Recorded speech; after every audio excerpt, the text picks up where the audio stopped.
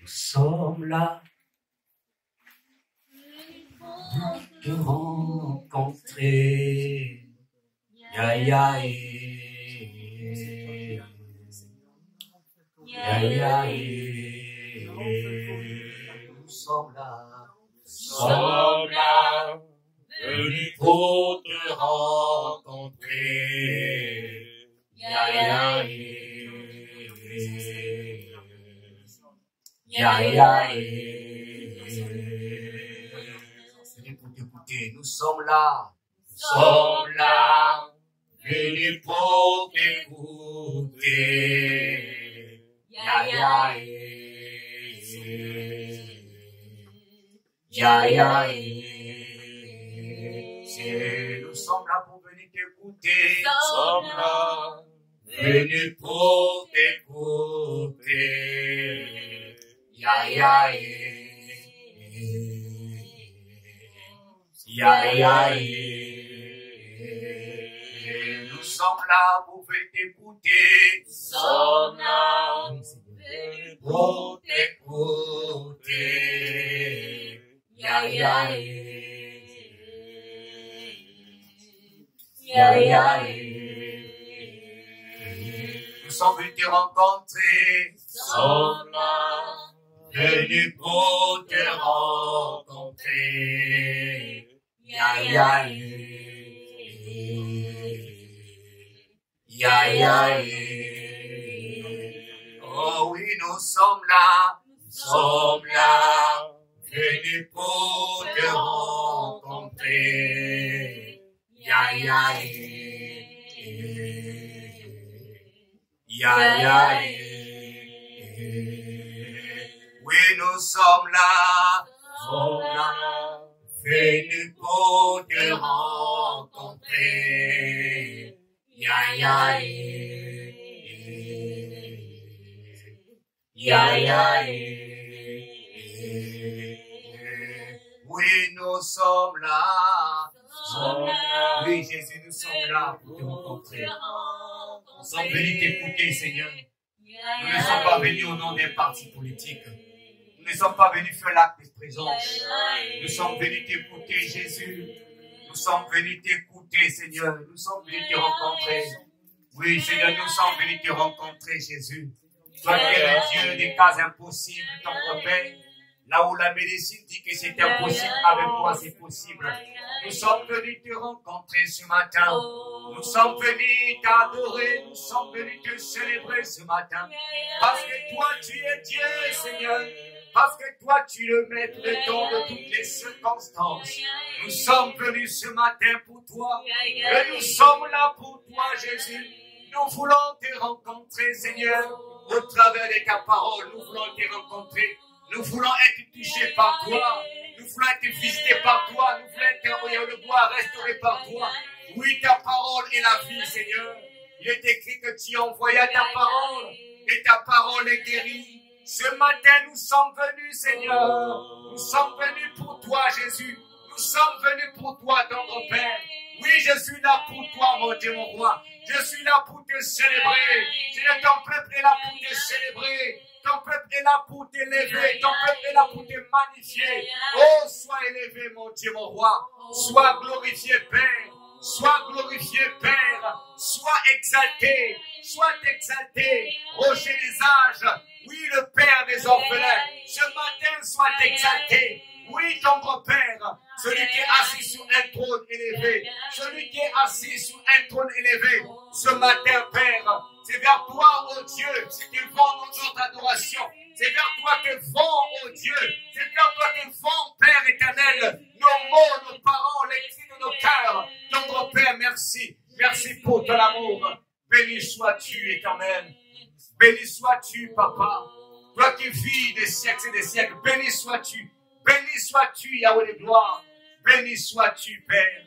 Béni soit ton Saint-Nom. Merci, Jésus. Merci, ton Père. Éternel, maintenant que nous allons écouter ta parole, je viens te prier, ton Père, Seigneur, de nous parler, Seigneur. Je viens te prier, Seigneur, de te servir de moi comme un canal que tu vas, Seigneur, oh Dieu, que tu vas parler à ton peuple. Seigneur, ce matin, je viens prier que tous les oreilles calfatées s'ouvrent et que, Seigneur, que ton peuple comprenne ta pensée. Je viens prier que toutes les sémences que l'ennemi a sémées dans le cœur de tes enfants soient déracinées, oh Dieu, au travers du message que nous allons écouter ce matin. Cher Saint-Esprit, j'appelle maintenant ton onction, oh Dieu, agir. Père, au travers de moi, ton Père, dépose ton onction, Papa. C'est dans ton nom puissant, ton nom précieux, Père éternel, que je t'implore, que je te le demande, dans le nom puissant de Jésus-Christ. Seigneur, prends le contrôle de toutes choses. Merci Saint-Esprit pour ton onction, l'onction de la prédication, l'onction de l'enseignement, dans le nom puissant de Jésus-Christ, que j'ai ainsi prié. Merci Jésus. Nous disons tous Amen. Amen. Amen. Amen. Nous pouvons prendre place, merci. Merci pour votre présence ce matin. Je sens que les vacances commencent à venir. Il y a des voyages, des déplacements, et nous allons faire l'œuvre de Dieu. Alléluia. Alléluia. Merci Seigneur. Donc, sans plus tarder, je vais nous inviter à prendre nos Bibles. Nous allons prendre nos Bibles ce matin dans le livre de Juges, chapitre 13. Juges, chapitre 13, je vais lire tout le livre de Juges, chapitre 13, versets 1 à 25 et 25 versets. Peut-être que je vais m'arrêter en cours de chemin. Et je vous donne quand même déjà les passages que nous allons partager ce matin. Alors, s'il y a des passages que nous n'allons pas lire, vous pouvez le lire chez vous à la maison. Donc, les passages de Juges, chapitre 13, versets 1 à 25. Juges, chapitre 14, versets 1 à 9. Juges, chapitre 16, versets 4 à 12. Et le verset 15 à 21. Genèse 49, verset 9. Apocalypse, chapitre 5, verset 5. Et le thème de notre message ce matin, c'est Delilah, une tueuse de destinée. Delilah, Genèse 41, 49, verset 9. Apocalypse 5, verset 5. 5, verset 5. Delilah, une tueuse de destinée. Donc, je lis la parole du Seigneur dans Juges, chapitre 13, verset 1 à 25. Il est écrit: les enfants d'Israël firent encore ce qui déplaît à l'Éternel, et l'Éternel les livra entre les mains des Philistins pendant 40 ans. Il y avait un homme de Tsoria, de la famille de Danite, qui s'appelait Manoach. Sa femme était stérile et n'enfantait pas. Un ange de l'Éternel apparut à la femme et lui dit: voici, tu es stérile et tu n'as point d'enfant.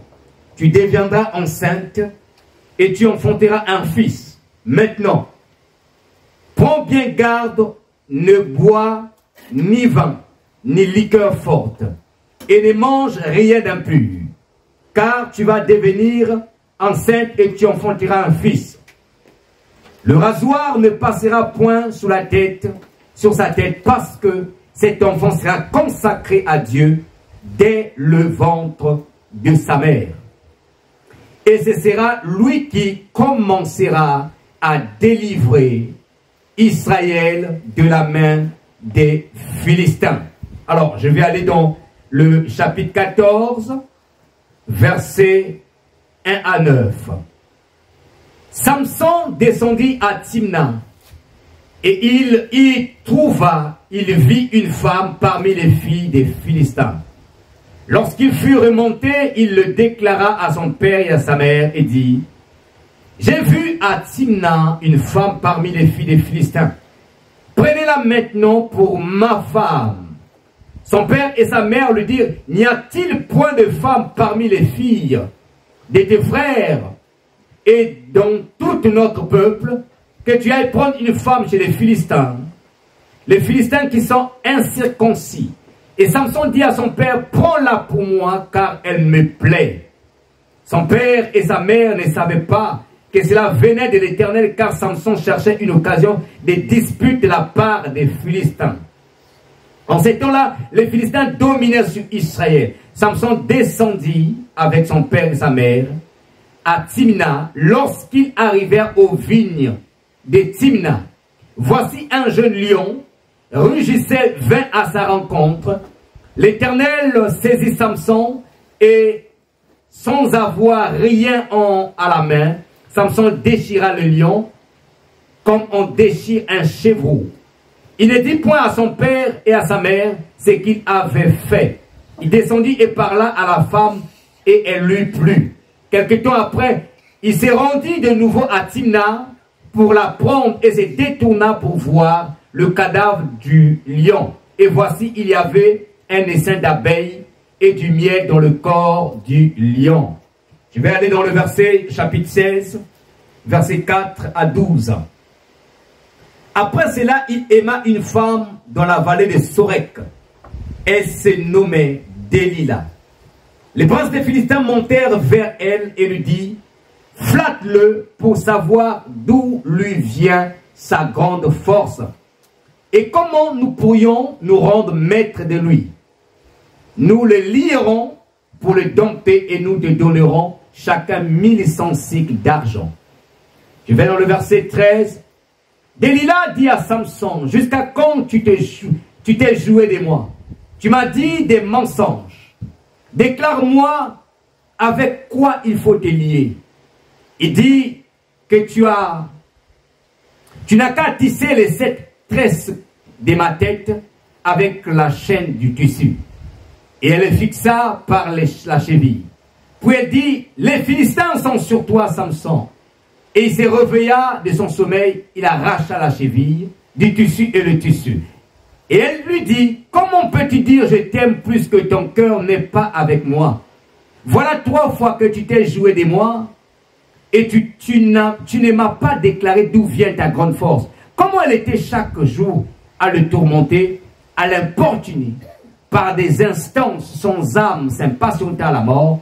Il lui ouvrit tout son cœur et lui dit, le rasoir n'est point passé sur ma tête parce que je suis consacré à Dieu dès les ventres de ma mère. Si j'étais rasé, ma force m'abandonnerait et je deviendrais faible. Je serais comme tout autre homme. Delilah, voyant qu'il lui avait ouvert son cœur, envoya appeler les Philistins et leur fit dire, montez cette fois, car il m'a ouvert tout son cœur. Et les princes des Philistins montèrent vers elle et apportèrent de l'argent dans leurs mains. Elle l'endormit sur ses genoux et ayant appelé un homme, elle rasa les 7 tresses de la tête de Samson et commença ainsi à le dompter. Il perdit sa force. Il dit alors, les Philistins sont sur toi, Samson. Et il se réveilla de son sommeil. Il dit, je m'en tirerai comme les autres fois et je me dégagerai. Il ne savait pas que l'Éternel s'était retiré de lui. Les Philistins se le saisirent et le crevèrent les yeux. Ils firent descendre à Gaza et les lièrent avec les chaînes d'airain. Ils tournaient la meule de la prison. Amen. Amen. Amen. Delilah, une tueuse de destinée. Je pouvais même encore ce matin intituler ce thème, Samson, les Philistins sont sur toi. Mais la personne clé de ce que nous avions lu ce matin, c'est Delilah. Et nous voulons mettre l'accent. Et Samson aussi, bien évidemment. Et donc, Delilah, une tueuse de destinée. Nous avons lu ensemble que, à une certaine époque, du temps des juges, Israël avait commis des choses abominables, des choses qui ne glorifiaient pas Dieu. Et comme c'était dans la coutumée, généralement quand Israël se détournait de Dieu, Dieu livrait Israël entre les mains des pays, des nations étrangères. C'était la punition généralement quotidienne de Dieu. Dieu les livrait entre les nations étrangères. Et ici, Dieu avait livré Israël aux Philistins. Le Philistin qui est l'image du monde. Le Philistin qui est l'image des esprits qui ne vient pas de Dieu. Donc Dieu le livre entre les mains des Philistins. Pendant 40 années, Israël était dans la servitude. Israël était dans la souffrance parce que les Philistins dominaient sur eux. Et donc après 40 ans, qu'est-ce qui va s'y passer? L'Éternel visite par le biais d'un ange un couple dont la femme était stérile. Le monsieur s'appelait Achinoa. Donc Dieu va visiter ce couple-là. Manoach s'appelait le monsieur. Ils étaient de la tribu de Dan. Dan. Dieu visite la femme et va dire à la femme que tu vas devenir enceinte. Et lui donne certaines restrictions qu'elle ne devrait pas faire. Pourquoi? Parce que l'enfant qui devrait être conçu dans son ventre devrait être consacré à l'Éternel depuis le ventre de sa mère. Dieu donne les instructions à la femme, mais Dieu donne aussi les instructions à ce que les parents ne devaient pas faire sur l'enfant, parce que l'enfant devrait être quoi? Consacré à Dieu. Et lorsque l'enfant naît, ses parents lui donnent le nom de Samson. En hébreu, c'est Shimshoan, qui veut dire petit soleil, ou comme le soleil. Petit soleil ou comme le soleil. Veut dire Shimshoan, Samson en français.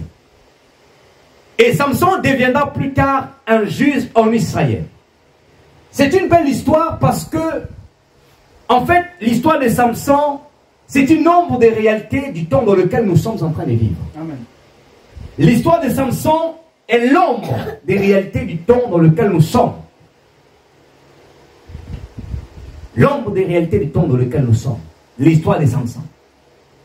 C'est l'histoire d'un homme, quand je dis homme avec un H, c'est-à-dire un homme, une femme, qui est appelé par Dieu, ou un par Dieu, mais qui a des faiblesses charnelles, qui a des passions pour le monde, des attachements pour le monde. Alléluia. Un homme appelé par Dieu, mais qui a des attachements pour le monde, qui a des plaisirs charnels, des faiblesses charnelles. Et donc, au travers de l'histoire de Samson, c'est une histoire en fait qui nous permet de tirer des leçons. L'histoire de Samson nous permet de tirer des leçons par rapport à notre appel et aussi pour éviter les erreurs en tant qu'appelé de Dieu, en tant que ministre de Dieu. Alléluia. Amen. Alors, Samson, c'est un enfant qui naît dans une famille qui va devenir plus tard le juge en Israël. Il y a deux choses qui distinguaient Samson dans la société israélite. Lorsque tu voyais Samson, il y avait une chose particulière qui le distinguait. Tu ne pouvais pas le rater ou le louper. Il y avait une chose particulière. Et cette chose particulière, c'était sa chevelure longue. C'est un peu comme la sœur Grace. Hein? Vous voyez la chevelure de la sœur Grace? Mais maintenant, on sait tresse. Amen. Donc Samson avait effectivement, comme la sœur Grace comme ça, des longues chevelures, mais avec ses tresses. C'est ce qui distinguait en fait Samson. Et la chevelure de Samson, en gros, le symbole qui distinguait Samson, représentait deux choses. Premièrement, la chevelure longue de Samson représentait ou symbolisait la consécration à Dieu, la soumission à Dieu. Est-ce que quelqu'un me suit ce matin? Amen. La consécration ou la soumission à Dieu. Samson était consacré depuis le ventre de sa mère. C'était un naziréa. Un naziréa en Israël, c'était quelqu'un qui avait décidé de consacrer une partie de sa vie à Dieu. Et parce qu'il avait décidé de consacrer une partie de sa vie à Dieu, il devrait suivre une certaine ordonnance. Et parmi les ordonnances, il ne devrait pas raser sa tête. Il ne devait pas boire des boissons enivrantes. Et il ne devait pas s'essuyer avec un cadavre. Donc c'était les ordonnances de vœux de Naziréa. Et Samson, depuis le sein de sa mère, c'était un naziréen. Quelqu'un qui est consacré à Dieu. Quelqu'un qui a été dédié à Dieu. Donc la chevelure de Samson, longue, symbolisait premièrement la consécration et la soumission à Dieu. Et la deuxième des choses qui symbolisait la chevelure avec ses tresses, la chevelure avec ses tresses symbolisait l'onction de Dieu, la gloire de Dieu. Alléluia. La gloire et l'onction de Dieu. Vous savez, dans la Bible, le chiffre 7 symbolise la perfection, la plénitude. Donc, les 7 tresses de Samson symbolisaient la plénitude de la gloire ou la plénitude, la puissance du Saint-Esprit dans la vie de Samson. La consécration, mais aussi l'onction et la gloire. Amen. Maintenant, écoute-moi. Il y a deux vérités que nous allons ressortir au travers de l'histoire de Samson. La première est celle-ci. L'onction qui était sur la vie de Samson dépendait de sa vie de consécration. Amen. L'onction qui était sur la vie de Samson dépendait de sa vie de consécration. C'est-à-dire de son naziréat qui était représenté par sa chevelure. Sans le naziréat, sans la consécration, Samson était un homme ordinaire. Sans la consécration, sans le naziréat, Samson, c'était un homme ordinaire. Un homme comme tout le monde. Et donc c'est sa chevelure, en fait, frères et sœurs, qui faisait que Samson soit fort, soit puissant.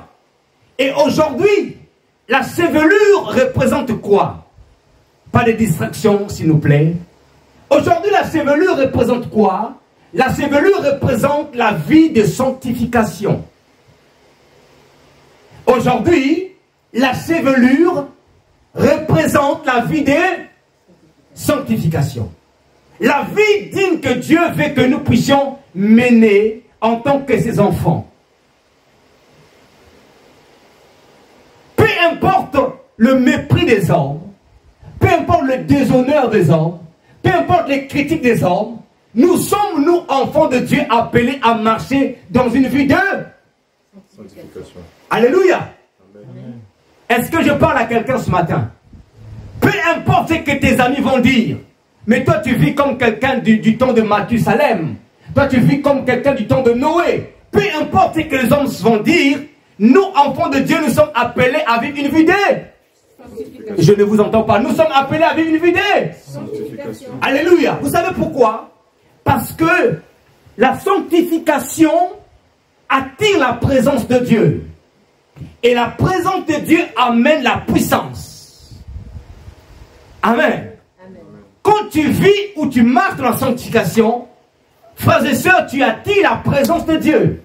Et quand la présence de Dieu vient en toi, en fait, elle amène la puissance. En d'autres termes, si tu veux vivre la puissance de Dieu, si tu veux vivre avec la force de Dieu, si tu ne veux plus être celui qui subit les choses, si tu ne veux plus avoir des songes impurs, des visitations nocturnes, des maris, des femmes de nuit, tu dois décider de vivre dans la sanctification, que ce soit dans tes pensées ou dans tes actions. Amen. Amen. Si tu veux expérimenter, Luc chapitre 10, verset 19, voici, je vous ai donné le pouvoir de marcher sur les scorpions, les serpents, et sur toute la puissance de l'ennemi. Si tu veux expérimenter ça, tu dois marcher dans la sanctification. La sanctification, frères et sœurs, maintient la puissance de Dieu dans ta vie. La sanctification maintient la présence de Dieu dans la vie d'un enfant de Dieu.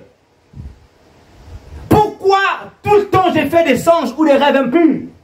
Pourquoi je suis visité? Parce que tes pensées s'ensuyaient. Les gens pensent que la sanctification, c'est le fait de ne pas avoir, de ne pas copuler avec les hommes. Frère, non. La sanctification, déjà, c'est au niveau des pensées. C'est pourquoi Jésus a dit ceci. Si quelqu'un regarde une femme pour la convoiter, a déjà commis quoi? L'adultère.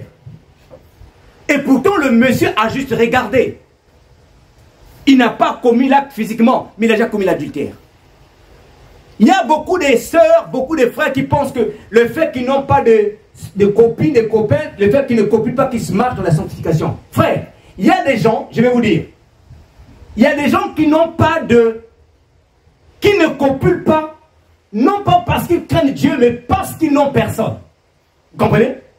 Ces personnes-là, on ne peut pas considérer qu'ils marchent dans la sanctification.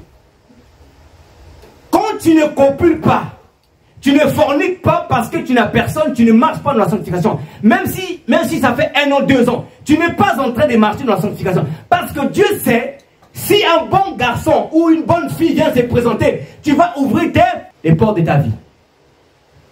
Donc refuser, n'est pas avoir des relations intimes avec un homme ou une femme, ne veut pas dire qu'on se sanctifie. Non, la sanctification c'est dans les pensées.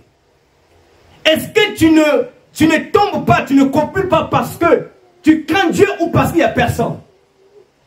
Tu ne copules pas parce qu'il n'y a pas de copine, parce qu'il n'y a pas de copain. Oui, mais ce n'est pas ça la sanctification. C'est dans les pensées. C'est dans les pensées. Je vais donner un conseil à quelqu'un ce matin. Quand tu crains Dieu, quand tu te sanctifies, quand un homme vient dans ta vie, la première des choses que tu diras à cet homme-là, moi je crains Dieu, je ne fais pas ceci. Les hommes aiment des femmes qui sont des femmes qui ont des principes. Quand un homme voit que tu as des principes, il va avoir de l'assurance. Alléluia. Amen. Ça donne à l'homme l'assurance. Quand tu dis, moi je ne fais pas ceci. Tu veux m'avoir, viens dans mon église. Tu lui testes d'abord. Moi je ne fais pas ceci, viens dans mon église. Si la personne t'aime vraiment réellement, il va venir dans ton église. Amen. Si la personne t'aime, il va venir dans ton église. Si la personne a déjà son église, tu lui dis que moi je ne fais pas ça, je ne copie pas avant le mariage, la personne va t'aimer, va rester avec toi. Mais si la personne était venue juste pour s'amuser, la personne va partir. Et si c'était juste un embrouilleur ou une embrouilleuse, Dieu va l'écarter, Dieu va l'éloigner. Testez les gens qui viennent dans vos vies. Testez-les. J'ai été donné 2 tests à faire. Moi, je ne fais pas ça. Ce n'est pas un test, mais ça doit être aussi réel. Parce que tu crains Dieu, parce que tu es un enfant de Dieu. Viens dans mon assemblée, tu vas voir. Donc, nous sommes appelés à marcher dans la sanctification. C'était la première vérité que nous pouvions tirer dans l'histoire de Samson. La deuxième vérité, frères et sœurs, vous devez savoir que Samson, son nom signifie petit soleil. Petit soleil. Regardez. L'église veut dire quoi? Que veut dire chrétien? Le mot chrétien veut dire quoi? Comme Christ. Samson veut dire comme le soleil. Le chrétien veut dire comme Christ. Or, le Christ, dans la Bible, il est représenté comme étant le soleil de justice. Le Christ est le soleil de justice. Donc, lorsqu'on dit chrétien, c'est comme le soleil de justice. C'est comme le Christ. Samson, il est comme le soleil, donc il est comme le Christ. Et donc, la deuxième vérité, c'est que Samson représente quoi? Représente l'église. Samson représente l'église. Lorsque je parle de l'église, je ne suis pas en train de parler des bâtiments. Je suis en train de parler des hommes que nous sommes, de toi et de moi. Samson représente quoi? L'église. Samson représente l'église. Maintenant, remarquez, frères et sœurs. Lorsque Samson a commencé son ministère, Samson est parti des bons pieds, comme on le dit dans le langage français. Samson était zélé pour les choses de Dieu. Samson était quelqu'un qui marchait droitement. Une personne qui marchait, frères et sœurs, par la crainte de Dieu. Il marchait convenablement. Samson aimait Dieu au début de son ministère. Samson était attaché à Dieu. Samson était obéissant à ses parents. Jusqu'au jour où Samson a commencé à fréquenter les Philistins. Et jusqu'à tomber amoureuse d'une Philistine. Samson est parti des bons pieds. Et Samson est comme beaucoup de chrétiens aujourd'hui, frères et sœurs. Beaucoup de chrétiens, quand ils ont donné leur vie à Jésus, ils sont partis des bons pieds. Ils étaient attachés à Dieu. Ils étaient pleins de zèle, pleins de feu. Ils parcouraient des kilomètres, des grandes distances, pour aller servir Dieu. Ils ne prenaient pas en réunion de l'église. Ils soutenaient l'église par leurs finances. Ils allaient évangéliser. Ils avaient plein de zèle, soif de la présence de Dieu. Beaucoup de chrétiens, frères et sœurs, ils ont bien débuté. Et jusqu'à ce qu'ils ont commencé à regarder avec respect, avec enthousiasme, ce que faisaient leurs amis dans le monde. Jusqu'à ce qu'ils ont commencé à reconsidérer des choses qu'ils avaient vomies. Il y a des chrétiens à qui on n'a pas dit que la fornication n'est pas bonne. Mais ils ont abandonné la fornication. Il y a des chrétiennes qu'on n'a pas dit que certaine manière de s'habiller n'est pas bonne pour une chrétienne ou un chrétien. Mais ils ont changé eux-mêmes leur garde-robe. Ils ont enlevé les vêtements qui étaient trop moulants, des vêtements provoquants. Ils ont enlevé sans pourtant qu'on leur dise. Mais quelques temps après, frères et sœurs, nous sommes jugés sur la notion de temps. On peut bien commencer, mal finir. C'est pourquoi la Bible dit qu'il y a beaucoup d'appelés, mais il y a peu d'élus. Le plus important, ce n'est pas le fait d'être appelé. Le plus important, ce n'est pas le fait d'accepter Jésus comme son Seigneur et Sauveur. C'est la fin qui est le plus important. Samson est parti des bons pieds. Beaucoup de chrétiens aussi sont partis des bons pieds. Beaucoup de chrétiens donnaient de la valeur à l'église. Beaucoup de chrétiens ne rataient pas au culte. Mais jusqu'à ce qu'ils ont commencé à convoiter leurs frères dans le monde. Jusqu'à ce qu'ils ont commencé à regarder leurs frères dans le monde. Ils ont commencé à vouloir faire comme leurs frères. Et c'est là qu'a commencé la rétrogradation. Samson est bien parti, frères et sœurs. La rétrogradation de Samson a commencé lorsqu'il a commencé à fréquenter les Philistins. Et ce matin, je suis venu dire à quelqu'un, qui tu regardes et qui tu fréquentes. Quelqu'un a dit, dis-moi qui tu fréquentes, je te dirai qui tu es. Alléluia. Amen. Ta foi, elle est devenue faible. Tu n'es plus attaché à Dieu parce que tu as des gens que tu fréquentes qui te communiquent autre chose. Alors qu'auparavant, tu étais zélé. Alors auparavant, tu dis, j'aime Dieu, je l'aime vraiment. Frère, Dieu ne te jugera pas en fonction de ce que tu dis. Mais qu'est-ce que tu fais pour Dieu? Est-ce que je parle à quelqu'un ce matin? Amen. J'aime Dieu, c'est bien de le dire. Mais qu'est-ce que tu fais pour Dieu? Qu'est-ce que tu fais pour ce Dieu que tu aimes? Parce que l'amour s'éprouve par les œuvres, par les actes. Tu ne peux pas dire, papa, je t'aime, tu as l'argent, ton père est dans la galère, tu ne peux même pas lui donner quelque chose. Tu ne peux pas dire, ma femme, je t'aime, et que ta femme elle est dans la souffrance, tu ne lui donnes pas rien du tout. L'amour s'éprouve par les actes. Qu'est-ce que tu fais pour ce Dieu que tu dis, autant j'aime, je suis attaché à lui? Examine-toi, rentre à l'intérieur de toi. Tu verras peut-être que quelque part tu as ouvert une porte de la rétrogradation. Comme Samson. Il est parti des bons pieds. Mais, hélas, lorsqu'il a commencé à regarder les filles des Philistins, et c'est là que la rétrogradation a commencé. C'est là que la rétrogradation a commencé, frères et sœurs. Frère, qui tu regardes? Quelles sont les choses que tu as commencé à reconsidérer? Les choses que tu disais, ça je ne ferai plus. Mais depuis à un moment donné, tu commences à raisonner même contre toi-même. On dirait que je me trompais. On dirait que je faisais fausse route. Je pense que je peux le faire. Je pense que je peux m'habiller comme ça. Je pense que je peux faire ceci. Frères et sœurs, examine-toi. Qu'est-ce qui te fait penser ainsi? Qu'est-ce qui te fait dire ainsi? Est-ce parce que tu regardes les gens qui sont tout autour de toi? Est-ce parce que tu regardes d'autres garçons, d'autres amis, d'autres copines? Samson, à force de regarder, a commencé à faire quoi? À rétrograder. Et je prie que ça ne soit pas ton cas au nom de Jésus. Je prie que tu ne rétrogrades pas au nom de Jésus. Amen. Alléluia. Amen. Nous sommes chrétiens. L'église avait bien commencé, frères et sœurs. L'église a commencé par le mouvement de Pentecôte avec les apôtres primitifs. L'église prêchait des miracles. L'église prêchait les âmes, gagnait les âmes. Mais regardez aujourd'hui, frères et sœurs, à force de regarder le monde est entré dans l'église. Le monde est entré dans l'église. On veut prendre les pratiques du monde et les mettre dans l'église. frères et sœurs, en tant qu'enfants de Dieu, soyons vigilants parce que les temps dans lesquels nous sommes sont des temps difficiles et compliqués. La séduction s'élèvera. Au point où Dieu a dit, même les élus pourraient être séduits. On veut nous enseigner des colonquettes sauvages dans l'église.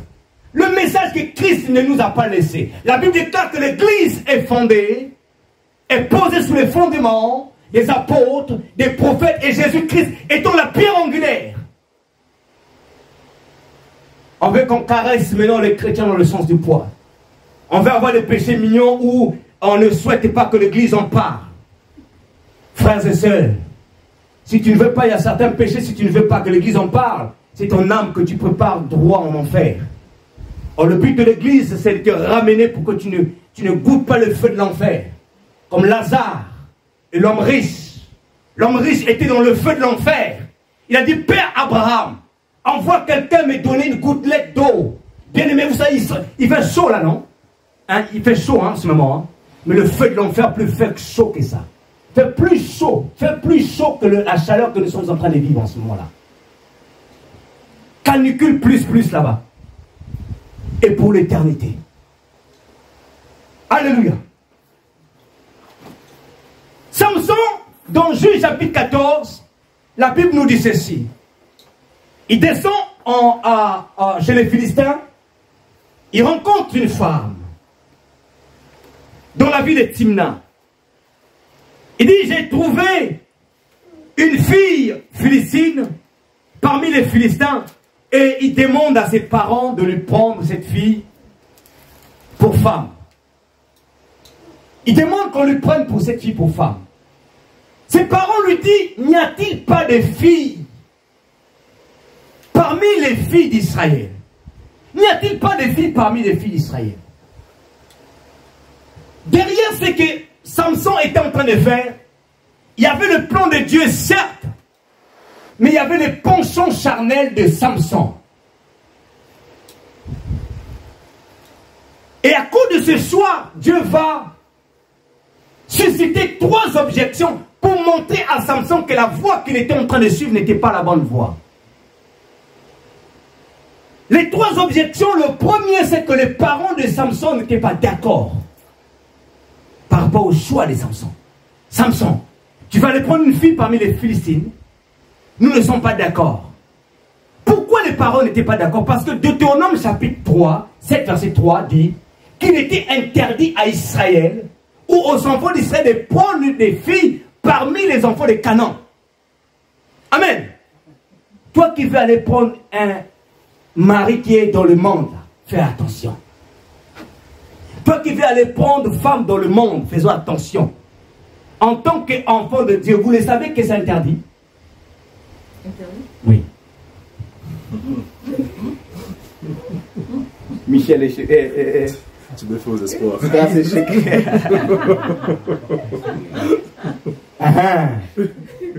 En fait, quand tu te maries déjà avec un homme, vous êtes païens tous les deux, et que tu donnes ta vie à Jésus, tu n'es plus obligé de te séparer. Tu n'es plus obligé. La Bible déclare que par ton salut, tu peux sauver ton mari, par ton salut, tu peux sauver ta femme. Mais quand tu es déjà né de nouveau, tu dois chercher quelqu'un qui a la même sémence que toi, qui est dans la même famille en Christ que toi. Pas la même famille église, la même qui est dans le Seigneur, pas dans le monde. Deutéronome chapitre 7, je vais lire. Parce que Canaan représentait le monde. Et écoutez ce que le Seigneur dit dans Deutéronome chapitre 7. Et le chrétien est dans le monde. Le chrétien est dans le monde, mais il n'est pas du monde. Amen. Le chrétien est dans le monde, mais il n'est pas du monde. Donc quand le chrétien veut se marier, il doit prendre quelqu'un qui est dans le Seigneur. Deutéronome chapitre 7, verset 3. Tu ne contracteras point de mariage avec des peuples. Tu ne donneras point tes filles à leurs fils, et tu ne prendras point leurs filles pour tes fils, car ils détourneraient de moi tes fils, qui serviraient d'autres dieux, et la colère de l'Éternel s'enflammera contre vous. Priorité enfant de Dieu. Amen. C'est vrai que ça restreint un peu, hein? Ça restreint les choix. Mais vous savez... Mais on dit qu'on peut les ramener en Christ. Ah, c'est ça le gros erreur. Je peux faire un petit témoignage. Vas-y mon frère Carly, va. En fait, je pense qu'il n'a pas tort parce que souvent tu te dis, comme tu l'as évoqué, tu peux convertir la personne. Mais ça, tu te rends compte, c'est que souvent tu ne suis pas toi-même prêt spirituellement, comme tu es né de nouveau et tu veux aller chercher la personne. Donc toi-même après tu retombes dans tes prochains. Parce qu'il y a d'autres aussi qui sont vraiment... Donc il n'a pas tort sur ce point. Après... je vais te donner, quand tu prends un verre d'eau propre et un verre d'eau sale, quand tu les mélanges, qui domine? Le sale. Et souvent c'est comme ça se passe. Souvent on se dit, je vais la ramener en Christ. Mais en fin de compte, c'est la personne qui finit par nous convertir. Nous décourager dans l'œuvre de Dieu, nous décourager dans notre zèle. Oh, tu aimes trop ton église, tu es trop attaché, tu sers trop, tu as trop de temps, tu donnes trop de temps pour ton église. Alors que ces genres de phrases-là, tu n'entendras pas ça à quelqu'un qui aime Dieu, qui est véritablement né de nouveau. Alléluia. Et donc c'est pour éviter à arriver à ce genre de choses, de briser ta communion avec le Seigneur, qu'il est recommandé que nous puissions prendre des gens qui croient, qui ont la même foi que nous, qui sont chrétiens. Et c'est aussi pour l'avenir des enfants, la famille que vous allez former. Vos enfants seront bien consacrés à l'Éternel. Alléluia. Amen. Donc Samson, j'étais en train de dire, frères et sœurs, première objection que Dieu suscite dans la vie de Samson, ce sont ses propres parents. Mais il va résister à la voix de ses parents. Et comme beaucoup de gens, même aujourd'hui, des gens, lorsqu'ils décident de faire quelque chose, tu peux parler comme tu veux, ils ne feront qu'à leur tête. Des gens qui sont sages à leurs propres yeux. Tu dis, tu donnes des conseils, tu parles, jamais, tant que l'objectif n'est pas atteint, la personne ne peut jamais reculer. C'est une grosse erreur. Et quand tu es dans cette situation, tu dois beaucoup faire attention. Parce que Dieu peut te donner des signaux. Ce n'est pas la bonne voie. Mais tu t'entêtes et tu vas te cogner la tête. Dieu va susciter les propres parents de Samson. Première chose. Deuxième chose, le jour où Samson va épouser, la Bible dit qu'un lion est sorti pour faire obstacle, barrière à Samson. Dieu était en train d'enseigner à Samson quelque chose. Le lion n'est pas sorti pour manger Samson, mais pour lui faire barrière.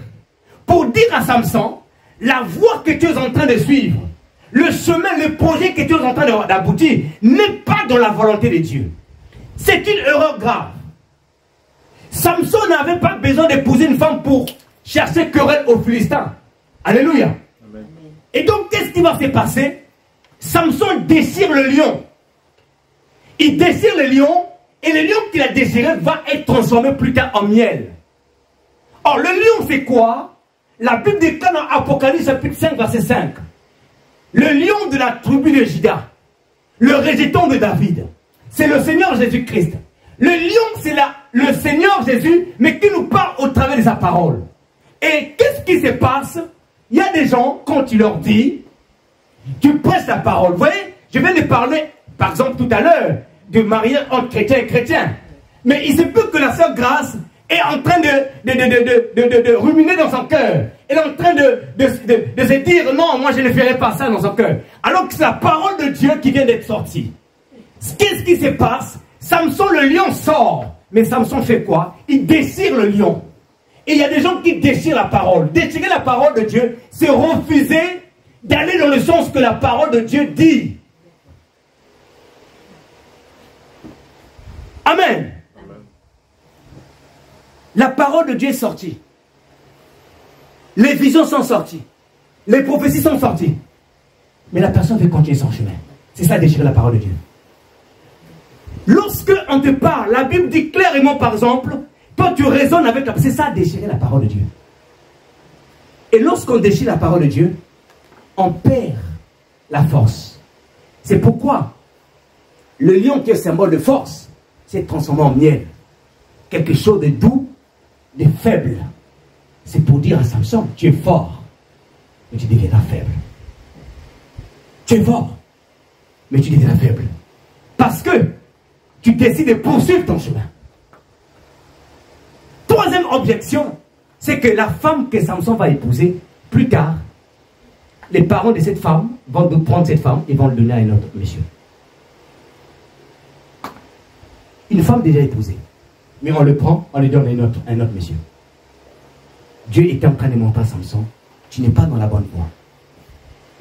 Mais Samson a persisté dans son péché de chercher des femmes parmi les Philistins, parmi les filles des Philistins. Il a persisté dans son péché. Et jusqu'à ce qu'un jour, elle va rencontrer celle qui va la détruire. Jusqu'à ce qu'un jour, elle va rencontrer celle qui va la tuer, qui va l'emmener à la mort. À cause de quoi? La tétudesse, la désobéissance. À cause de quoi tu t'es résolu que moi je ferai ça? On t'a dit que ce n'est pas le bon chemin. On t'a dit, les prophéties, les anges, les gens t'ont dit. Mais tu veux persister dans cette voie. Et lorsqu'on persiste, c'est là qu'on rencontre Delilah. Quand tu persistes dans la voie de la désobéissance, quand tu rejettes les conseils de tes parents, le conseil de l'église, le conseil des frères et sœurs, de tes amis, tu vas rencontrer Delilah dans ta vie. Delilah, dans l'histoire de Samson, c'est une femme. Mais Delilah, c'est un esprit. Cet esprit peut être dans un homme, cet esprit peut être dans une femme. Amen. Delilah, une tueuse de destinée. Delilah, un tueur de destinée. Ou un destructeur ou une destructrice de destinée. Quand tu persistes dans ta voie, quand tu n'écoutes pas ce qu'on te dit, frère, tu vas rencontrer Delilah. Ma soeur, tu vas rencontrer Delilah. Quelqu'un qui viendra, pas parce qu'il t'aime, mais qui viendra avec les objectifs de te nuire.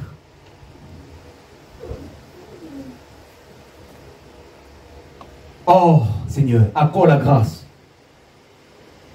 Que personne d'entre nous ne rencontre des Delilah dans leur chemin au nom de Jésus.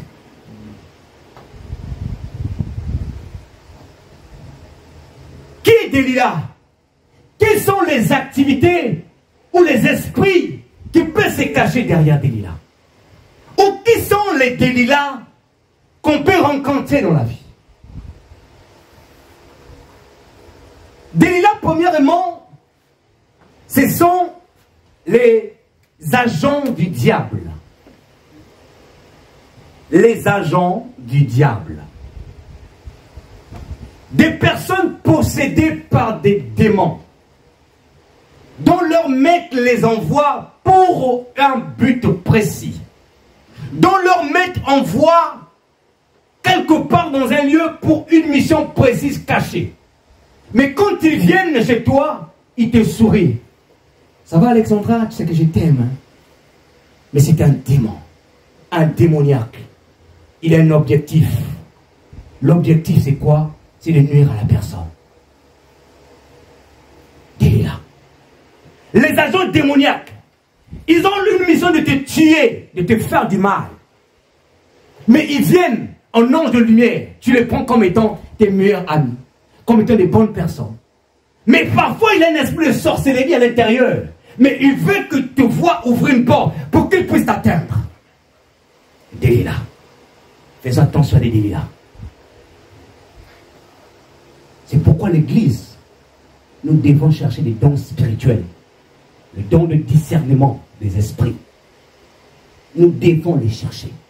Parce que les dons sont comme des... C'est comme des détecteurs. Des détecteurs. Tu vois? Quelqu'un rentre à l'église, il veut faire des choses bizarres, on le détecte. On le détecte, on le met à nu. Amen. On peut prier même pour sa délivrance. C'est ça important. On prie pour la délivrance de la personne.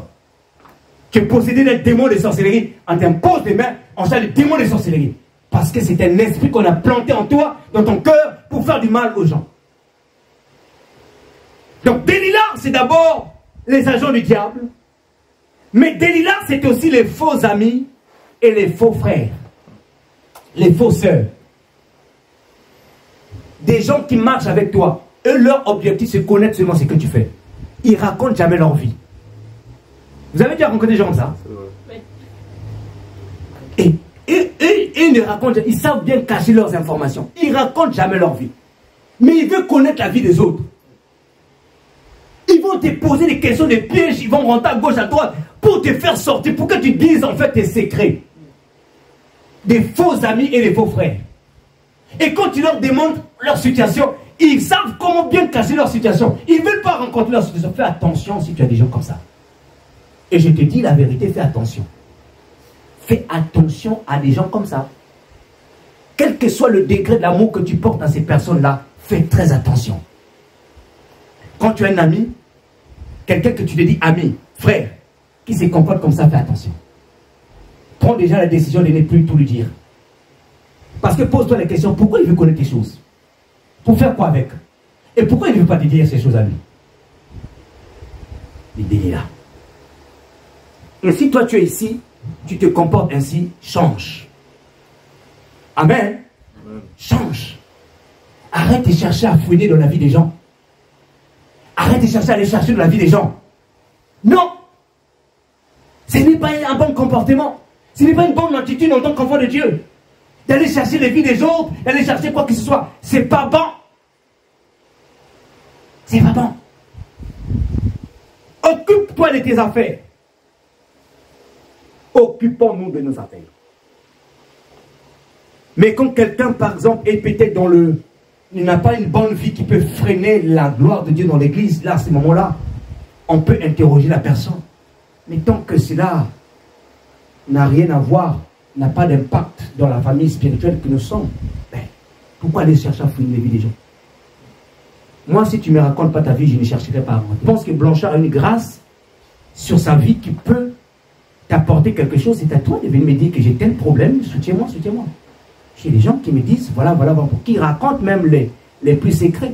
Mais quelqu'un qui ne me le dit pas, ça veut dire que tout va bien. Et si quand tout va bien, c'est bien pour moi aussi. Parce que c'est une décharge. Amen. Donc, si tu ne me dis pas, je ne viendrai pas fouiller ta vie. À moins que Dieu me révèle. À moins que Dieu me révèle. Regarde un tel, il est en train de faire quelque chose de pas bien. Là, je peux t'interpeller. Mais je ne t'interpellerai pas non plus en te disant ce que Dieu m'a dit. Il viendra avec des questions pour voir si tu es ouvert pour me les dire. Et je profite pour ouvrir à une personne. Ne cache pas trop ta vie quand ça ne va pas. Confie-toi à une personne qui peut te soutenir. Amen. Confie-toi à une personne qui peut te soutenir. Delilah, c'est aussi une mauvaise femme, un mauvais homme. C'est-à-dire quoi? Une personne qui n'avait pas été destinée. Hein? Vous qui n'êtes pas mariés là, faites attention à vos choix. Et là, je vous parle avec expérience. Hein, Alexandra?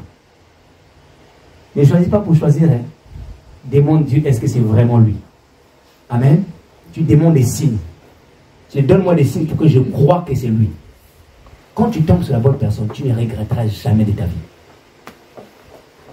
Même quand il y a bagarre dans la maison, même quand ça se chamaille dans la maison, tant que tu étais certain que c'était la bonne personne, ben ça ne te fera plus rien. Tu resteras là. Mais quand tu marches, tu entres avec des doutes. Quand les choses là vont venir là, quand tu vas voir comment est-ce que le vrai comportement de la femme. Je n'ai rien contre les femmes, hein. J'aime les femmes. Amen. Mais les femmes ont leur particularité. Amen. Ah, elles ont leur particularité. En fait, si tu ne comprends pas la femme, tu vas te cogner la tête tout le temps. Il faut comprendre la femme. Les femmes sont des cadeaux que Dieu nous a donnés. Ce sont des bonnes personnes. Si tu sais gérer ta femme, frères et sœurs, tu seras un homme béni. Amen. Mais si tu ne sais pas gérer la femme, le caractère de la femme, tu peux vivre toute ta vie dans la souffrance. Et surtout, nous les chrétiens, le divorce n'était pas toléré. Hein, c'est ça aussi, tu connais, non? Ah, ça tu connais quand même. Hein? Le divorce n'est pas toléré chez les chrétiens, sauf en cas d'infidélité. Sauf en cas d'infidélité. Donc, choisis bien. Amen. Je parle aux célibataires. Choisissez bien. Parce que ne va pas avec précipitation. On a parlé de la puissance du choix ici. On a dit que ne choisis pas avec précipitation. Ne choisis pas parce que tu te dis que l'âge est parti. Ne choisis pas parce que tu te dis que non, ben, le temps, j'ai plus le temps. Non, prends le temps surtout dans la prière. Amen. Amen. Et quatrième des choses que représente Dalila, Dalila représente aussi la chair. Aide-moi à dire la chair. La chair. La chair, la nature charnelle de l'homme, peut aussi représenter Dalila. Parce que la chair, c'est le collaborateur numéro 1 de notre vie avec le monde. La nature charnelle. Le diable, pour t'atteindre, il doit d'abord emmener ta chair à ouvrir les portes. Quand ta chair convoite les choses de le monde, quand ta chair te pousse à commettre certaines choses, c'est là que le diable profite pour pouvoir t'atteindre. C'est pourquoi, lorsque les Philistins qui représentent le monde, lorsqu'ils ont appris que Dalila s'était associée avec Samson, ils sont allés voir Dalila pour dire à Dalila, trouve son secret, nous te donnerons chacun de nous l'argent. Le diable cherche à atteindre ta vie, atteindre ton esprit en passant par ta chair. C'est pourquoi il te bombarde des envies charnelles. Des envies charnelles au quotidien, il te bombarde ça. La chair t'ouvre les portes aux démons. La chair ouvre les portes aux démons. La chair appelle le diable dans ta vie. La chair te fait perdre l'onction et la chair t'éloigne de Dieu. La chair t'éloigne de Dieu. Quand tu te laisses mouler par les envies de la chair, tu t'éloigneras de Dieu. Romains chapitre 8, verset 6 dit, l'affection de la chair, c'est la mort, et l'affection de l'esprit, c'est la vie et la paix. Prends soin de ta chair. Traite durement ta chair, c'est ce que je voulais dire. Traite durement ta chair. Traite durement ta chair. Et donc Samson est tombé dans la main de Dalila. Ne sachant pas que cette femme était venue dans sa vie pour un objectif. Connaître le secret de Samson. À 3 reprises, elle a demandé à Samson, Samson, livre-moi ton secret. Et Samson lui disait autre chose. Et quand Samson, c'est quand même bizarre, quand Samson lui livrait le secret, elle testait ce secret-là, elle testait pour voir si c'est vrai. Donc elle s'attendait à ce que Samson perde son onction. Samson, les Philistins sont sur toi. Mais pourquoi tester si tu sais que la personne va perdre son onction? Mais Samson non plus, à cause de l'amour, il était aveuglé par l'amour. Il n'a pas vu venir Dalila. Comment quelqu'un qui te dit, si tu me coupes ça, je ne serai plus ça. Mais la personne coupe quand même. C'est quand même bizarre, non? Mais Samson n'a pas vu venir Dalila. À cause de quoi? À cause de l'amour. Que l'amour ne t'aveugle pas, mon frère, ma soeur. Que l'amour ne t'aveugle pas. Que les cadeaux qu'il t'avait offerts ou qu'elle t'avait offertes ne t'aveugle pas. Sois vigilant et discerne toujours. Non, elle avait fait ça pour moi. Il avait fait ça pour moi. J'ai une dette morale. J'ai ceci. Frère, ma soeur, tu vas tomber sous Dalila. Non, quand nous étions jeunes, voilà ce qu'on faisait. Hey! Hey, qui t'a dit ça quand vous étiez jeune? Parce qu'elle faisait ça pour toi que tu dois forcément être avec lui, avec elle. Qui t'a dit ça? Entre-temps, tu as connu le Christ. Le Christ a changé ta vision. Le Christ a porté l'intelligence, la sagesse. Tu comprends maintenant le monde. Et regardez maintenant la parole de Dalila. Dalila lui dit, comment peux-tu dire je t'aime puisque ton cœur n'est pas avec moi? Des paroles douces. Voilà 3 fois tu t'es joué de moi et tu ne m'as toujours pas déclaré d'où vient ta grande force. Et là, Samson est pris au piège. La tête de Samson était sous les cuisses de Dalila. Là, Dalila est en train de caresser sa tête. Et l'homme est pris au piège. Et voilà ce qui nous arrive. Le monde nous caresse. Certaines choses nous caressent.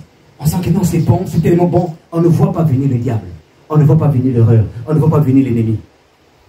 Non, il est tellement merveilleux. Quand il vient chez moi, oh, il fait passer sa main sur mon épaule. Oh, il me dit, je vais préparer pour toi. On ne voit pas venir l'erreur. Et là, on a aveuglé. On ne sait pas parfois, est-ce qu'il m'aime? Est-ce qu'il vient avec des intérêts? Et Dalila, qu'est-ce qu'il fait? Samson, qu'est-ce qu'il fait? Et là, seulement, il livre son secret, Dalila. Il dit, le rasoir n'est jamais passé sur ma tête, car je suis consacré depuis le ventre de ma mère. Si on me coupait les cheveux, je perdais ma force. Waouh! Vous savez ce qui m'a choqué? La Bible dit que Dalila l'a endormi. Dalila l'a endormi. C'est-à-dire en caressant la tête de Samson, Samson s'est endormi sur les pieds de Dalila. Voilà comment est-ce que Dalila agit. Il nous caresse en nous proposant des choses qu'on aime. Il nous caresse en nous proposant des choses qu'on veut voir. Et nous on se dit qu'on est dans les bonnes mains. Et voilà un gaillard, un puissant avec l'onction de Dieu. Il s'endort sous le pied d'une jeune fille, mais qui avait un but et un objectif. Le sommeil spirituel ouvre les portes au diable qui viendra faire quoi? Te détacher de Dieu. Salomon a dit, un peu de sommeil, un peu d'assouplissement, la pauvreté te frappera. Quand tu ouvres la porte au sommeil, c'est la pauvreté spirituelle qui t'attrape. Et là, il a fait appel aux Philistins. Et ils arrivent en couple les tresses de Samson. Et là, Dalila répond maintenant le cri qu'elle avait l'habitude de faire. Samson, les Philistins sont sur toi. Et Samson s'est dit, je vais encore m'en tirer comme les autres fois. Et malheureusement, qu'est-ce qui se passe? Il se retrouve sans force. Il devient un homme ordinaire. Frères et sœurs dans le Seigneur, je suis venu dire à quelqu'un ce matin, si ta vie chrétienne n'est plus comme celle d'avant, si le feu que tu avais n'est plus celle que tu avais avant, c'est que les Philistins sont sur toi. C'est que quelque part le diable te tient. Amen. Si tu aimes, tu sens qu'il y a un degré d'impudicité qui t'envahit. Frère, les Philistins sont sur toi. Ma soeur, les Philistins sont sur toi. Amen. Si tu perds le feu que tu avais avant, tu étais zélé pour les choses bouillon, mais le pire, certainement, tu sens la faiblesse, tu sens que tu es lourd, tu sens qu'il n'y a rien qui marche, tu n'es plus comme avant, tu n'aimes plus l'église comme avant. Les Philistins sont sur toi. Les Philistins sont sur toi. Tu dois te repentir et revenir rapidement. Avant que les Philistins te crèvent les yeux. Les yeux symbolisent la vision. Et Samson, on ne l'a pas seulement attaché, on l'a aussi crevé les yeux. C'est-à-dire qu'il a perdu même la vision de Dieu. C'est pourquoi, vous allez constater, il y a des gens, ça commence d'abord petit. Ils perdent le feu, et puis, complètement, ils abandonnent Dieu. Ils commencent à raisonner vraiment. Moi, je peux rester à la maison, il n'y a pas de souci, Dieu va comprendre. Ce sont des gens que tu peux leur dire, mais la communion fraternelle, l'église locale, mais c'est Dieu, c'est Jésus qui l'a institué, viens à l'église. Ils vont te dire, mais oui, Dieu va comprendre, j'ai pris à la maison. C'est le feu qui est en train de s'éteindre sans se rendre compte. Amen. Le manque de bois éteint le feu. Quand il n'y a pas de bois, le feu s'éteint. Quand il n'y a pas de bois, le feu s'éteint. Le bois, c'est entre nous, frères et sœurs. On vient comme ça, on entend la parole de Dieu, on prie, c'est comme ça que le feu s'allume. Quand tu sers Dieu dans l'église, le feu s'allume parce que quoi? Tu te rapportes davantage de Dieu. Mais à force de reculer, à force de s'éloigner, tu es en train d'éteindre ton feu. Dalila, Samson, les Philistins sont sur toi. Bien-aimé, ce matin, j'aimerais te poser la question. Quel est ton état spirituel?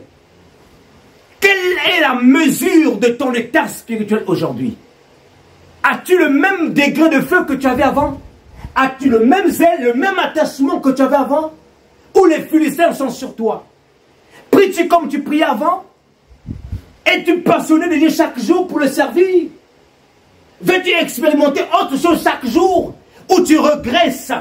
Ou tu recules? Ou il y a des choses que tu avais abandonnées mais qui commencent à reprendre surface? Samson, les Philistins sont sur toi. Église de Dieu, les Philistins sont là, ne l'oublions pas. Les Philistins nous regardent, le monde nous regarde, les esprits nous regardent. Mais Dieu veut que nous puissions rester, garder le feu. Ne déchire pas le lion. Ne déchire pas la parole de Dieu. Ne raisonne pas lorsque Dieu t'envoie la parole. Lorsque Dieu te parle, ne raisonne pas. Prends la parole, dis Dieu, aide-moi avec cette parole pour la vie, pour la pratiquer. Les Philistins sont sur toi, Église. Réveillons-nous, frères et sœurs. Samson a été envoyé pour délivrer Israël. L'Église est envoyée pour sauver les âmes. Les chrétiens sont envoyés pour gagner les âmes. Mais qu'est-ce que nous faisons? Nous raisonnons aujourd'hui. Nous raisonnons. Et voilà que le monde sombre. Alors que Christ va revenir. Alors que nous devons travailler pour le Seigneur. Bien-aimés dans le Seigneur. Ressaisissons-nous. Servons le Seigneur. Que Dieu vous bénisse. Amen. Que Dieu vous bénisse. Amen. Nous allons nous mettre debout. On va prier le Seigneur.